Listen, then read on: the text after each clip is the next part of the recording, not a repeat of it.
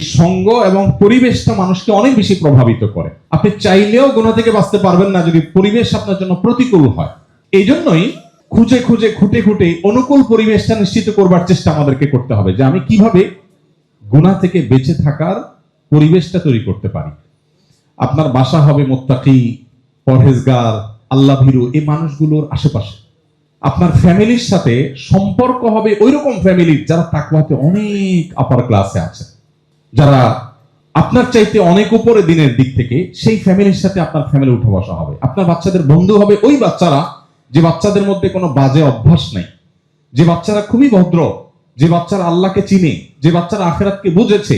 বিশেষ করে আমরা এখন যে বিশ্ব বাস্তবতা মুখোমুখি, চতুর্পাশে ওই যে গুনাহের কাঁটা, হাজার হাজার গুনাহের কাঁটা পরিকল্পনা করে এমন ভাবে সেট করা হয়েছে, এটা গাছের কাঁটা মতো না যে র্যান্ডম পড়ে আছে, বরং আমাকে এই কাঁটা ফোটাবার জন্য নানান আয়োজন আছে।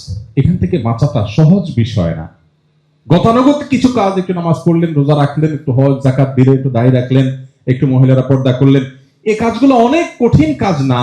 তুলনামূলকভাবে পরিপূর্ণভাবে তাকওয়ার উপরে ওঠা যত কঠিন কাজ, এটার জন্য পরিবেশ যত সহায়ক, অন্য কোনো বিষয় এত সহায়ক না।